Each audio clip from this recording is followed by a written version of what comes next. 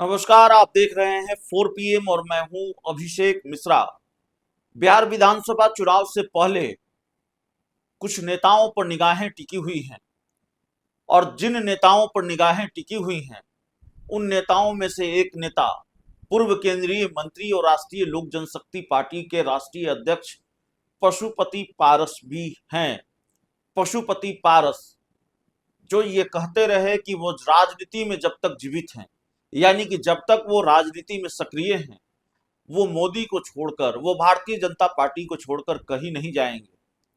लेकिन भारतीय जनता पार्टी और मोदी ने उनके इस समर्पण का सिलसिला ये दिया, उनकी वफादारी का माफ कीजिएगा सिला ये दिया कि उनको एक भी सीट 2024 के लोकसभा चुनाव में नहीं दी।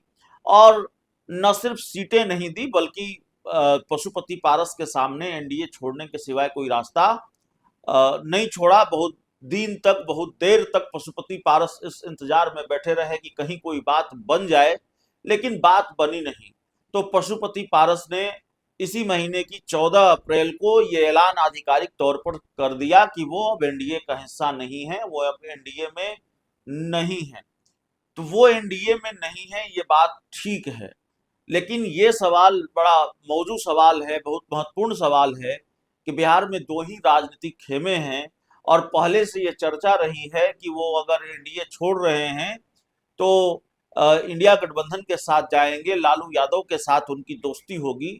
और लालू यादव जब पशुपति पारस के घर पर चूड़ा दही का भोज खाने आए तो उन्होंने ये बात कही भी, जब उनसे सवाल पूछा गया तो उन्होंने कहा कि हाँ, इंडिया गठबंधन में पशुपति पारस आएंगे।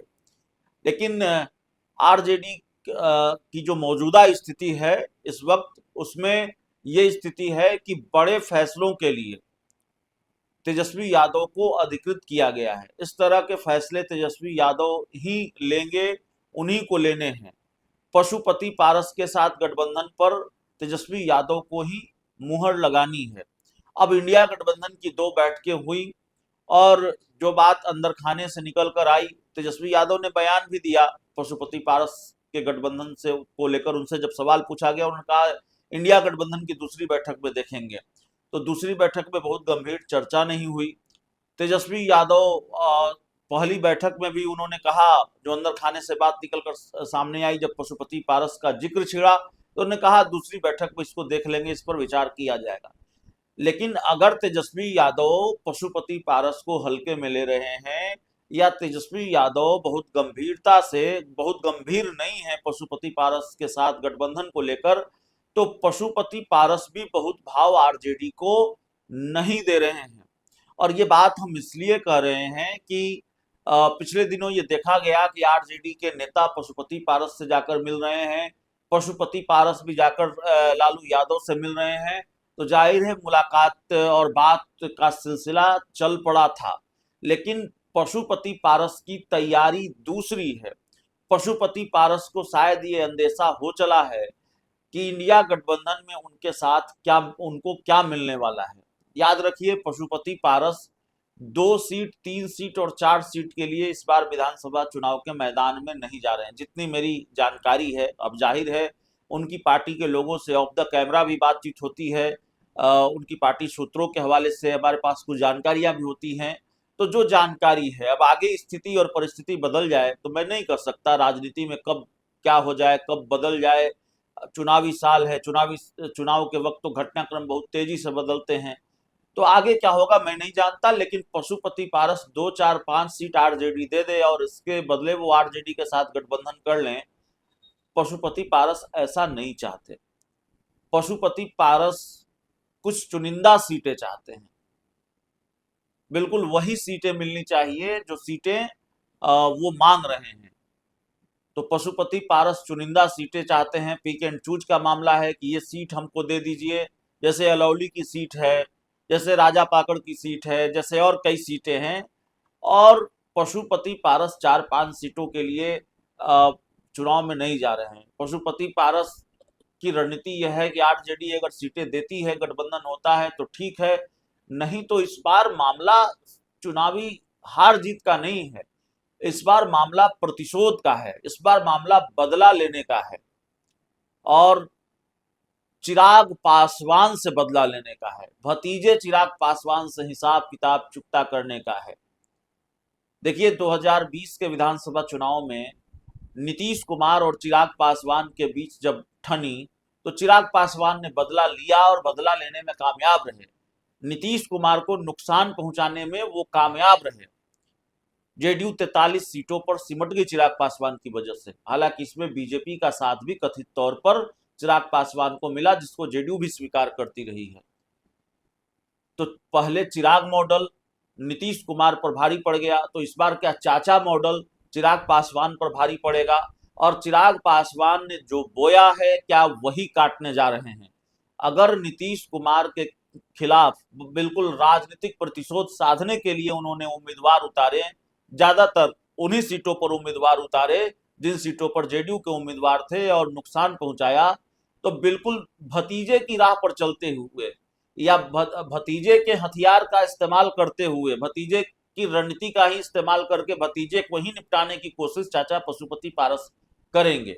यह सवाल है, क्योंकि प्लान यही है।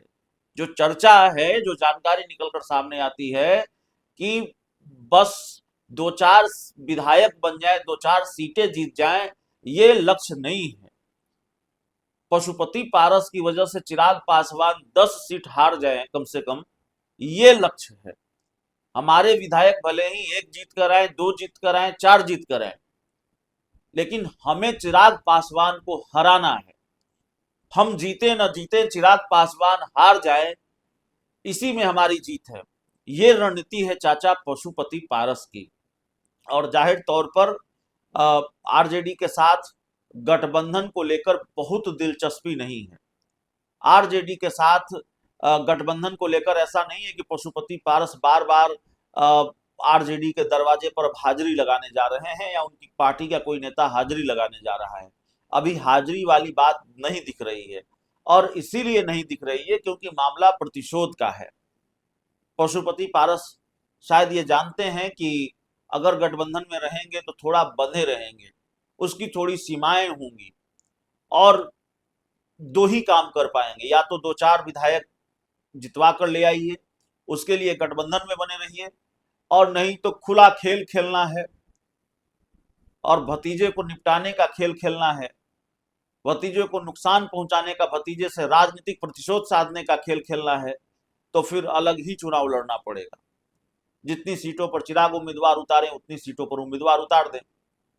तैयारी कमोबेश यही है। तो शायद यही कारण है कि पशुपति पारस भी बहुत दिलचस्पी नहीं दिखा रहे हैं, या अपनी तरफ से वो बहुत अप्रोच कर रहे हो गठबंधन के लिए, कम से कम मुझे ऐसा नहीं दिखता है।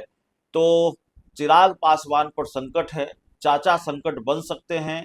चिराग पासवान ने जो बोया वही काटेंगे, यह भी सवाल है, क्योंकि नीतीश कुमार को उन्होंने जैसे नुकसान पहुंचाया जिस खेल के तहत, उसी तरह का खेल पशुपति पारस भी कर सकते हैं। और एक खेल और है जिसकी चर्चा हम आगे के वीडियो में डिटेल में बात करेंगे, लेकिन थोड़ा बहुत हम आपको बता दें कि अगर चिराग पासवान को निपटाया जाएगा या पशुपति पारस इस खेल के लिए आगे आएंगे और ये खेल करेंगे, हो सकता है कि जेडीयू का साथ, नीतीश कुमार का साथ पशुपति पारस को मिल जाए। इस पूरी रिपोर्ट में इतना ही। बहुत बहुत धन्यवाद।